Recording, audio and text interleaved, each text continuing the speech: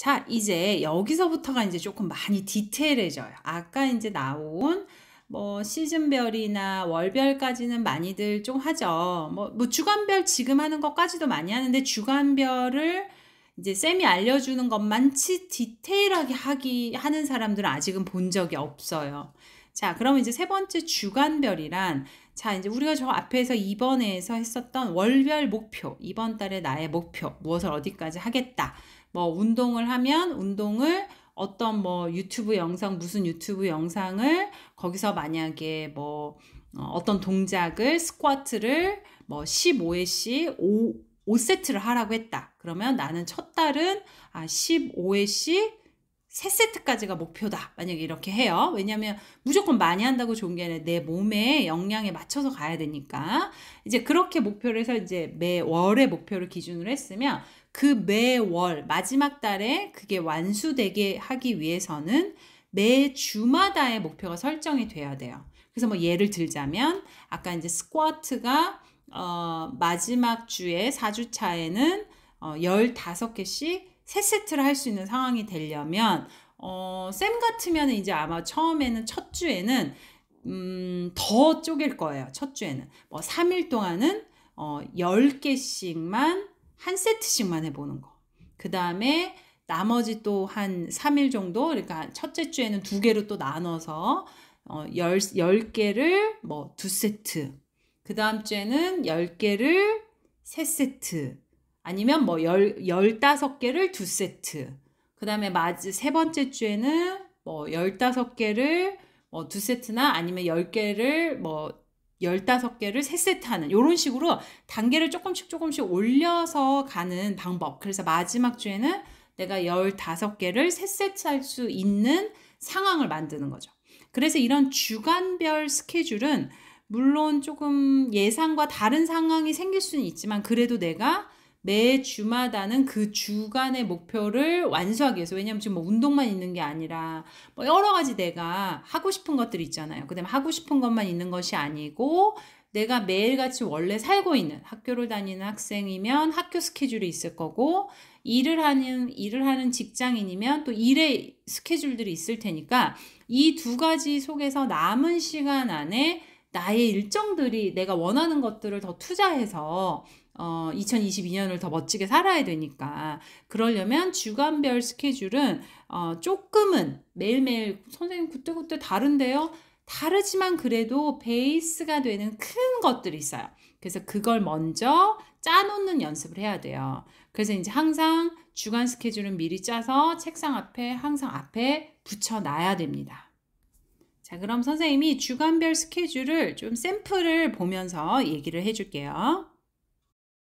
자, 주간별 스케줄은 이렇게 월화수목금토일, 그 다음에 이제 아침 내가 일어나는 시간부터 이제 잠들러 가는 시간까지를 이렇게 왼쪽에 쫙 표시를 해서 모든 시간을 이렇게 시간대별로 볼 수 있도록 표를 작성을 하셔야 돼요. 자, 주간 스케줄은 선생님이 미리 샘플을 좀 만들어 봤어요. 자, 이렇게 샘플에서 보여지듯이 내가 꼭 해야 되는 것, 그러니까 뭐 예를 들어 일어나는 시간, 밥 먹는 시간, 뭐 샤워하는 시간, 그 다음에 이제 학생이면 강의 시간이나 일하는 사람이 일하는 시간, 뭐 잠드는 시간, 이런 나한테 꼭 정해져 있는 것들을 먼저 표기를 해두세요. 자, 그래서 이걸 먼저 표기를 해두고, 그 다음에 이제 그 맨 위에, 그 요일 위에 보면 숫자들이 있죠. 8888, 11, 11. 이거는 뭐냐면 내가 지금 미리 표기해둔 이거를 뺀 나머지의 시간이 몇 시간이 남아있나를 보는 거예요. 그러니 이제 월요일부터 금요일까지는 8시간이 남아있는 거고, 이 표는. 그 다음에 이제 토요일, 일요일은 11시간, 11시간이 남아있는 거죠. 그러니까 총 주간 동안 내가 62시간을 이제 무언가 이거 외에 나머지 것들로 채울 수 있다는 얘기예요. 자, 그러고 나서 다른 종이에 여기 샘플처럼 내가 그 외에 해야 하는 것들, 뭐 공부, 운동, 뭐 빨래, 뉴스 시청, 뭐 넷플릭스 보기, 뭐 이제 공부도 여러 가지 뭐 내가 해야 되는 것들을 쭉 적어보는 거예요. 쭉 다 적어보고 오른쪽에는 그게 얼마나 걸리는지 시간들을 적어야 돼요. 그래서 이제 어떤 거는 하나는 한 번 하는 데는 3시간이지만 이번에 뭐 경제 공부 같은 경우엔 그걸 3회는 해야 된다. 그러면 총합은 9시간이 되겠죠. 그래서 총합들을 다 오른쪽에다가 표시를 해야 돼요. 그 다음 오른쪽에 있는 총 시간들의 총합을 구해보는 거죠. 총합을 구해보면 41.5가 나와요. 자, 이렇게 아까 스케줄표에서 나왔던 총합의 시간의 숫자는 62시간이었는데 지금 리스트에서 나온 시간은 41.5죠. 그러면 스케줄표의 시간이 더 크기 때문에 우리는 충분히 리스트에 있는 것들을 다 하고 노는 시간이 생기는 거예요. 자, 그런데 가끔 이 스케줄표를 짜다 보면 너무 할 일들을 많이 적거나 그래서 반대가 되는 경우가 생겨요. 그래서 이렇게 리스트에 있는 숫자가 스케줄표에 있는 숫자보다 이렇게 커지게 됐을 때는 말 그대로 실현 불가능한 스케줄이 되는 거예요. 그래서 이렇게 됐을 때는 리스트를 다시 보면서 그 중에서 가장 덜 중요한 것부터 빼봐야 돼요. 우선 그건 이번 달 아니면 이번 시즌에는 안 되는 거예요. 그래야 나머지라도 꼭 지킬 수 있으니까 실현 가능하도록 만들어야 되는 거죠. 그래서 최소 두 합의 크기가 같아야지만 리스트들을 이제 스케줄에 넣을 수 있는 거죠.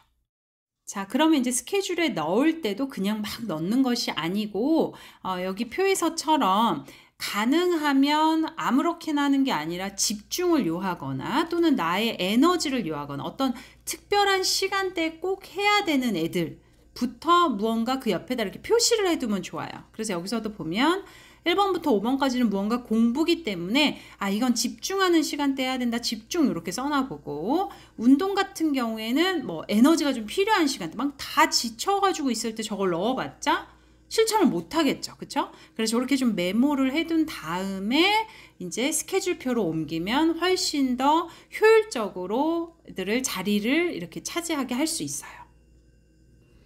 그래서 이렇게 이제 요 애들을 다 이제 나한테 맞는 곳에 하고 남는 시간들은 이제 나의 다른 어떤 힐링의 시간이나 쉬는 시간을 가지면 돼요. 그리고 이제 이렇게 완성된 주간 스케줄은 1, 2주 정도는 걸쳐서 실제로 생활을 해보면서 수정 또는 보완을 해야 돼요. 왜냐하면 막상 이제 머릿속의 생각은 이 정도 걸린다고 시간이 걸린다고 생각해서 짰는데 그것보다 덜 걸릴 수도 있고 아니면 그것보다 더 많이 걸릴 수도 있으니까 예상치 못한 상황들이 있을 수 있으니까 항상 1, 2주 정도는 아주 자세히 살펴보면서 내가 혹시 옮기거나 고쳐야 될 게 있는지를 꼭 보는 습관을 들이시길 바랍니다.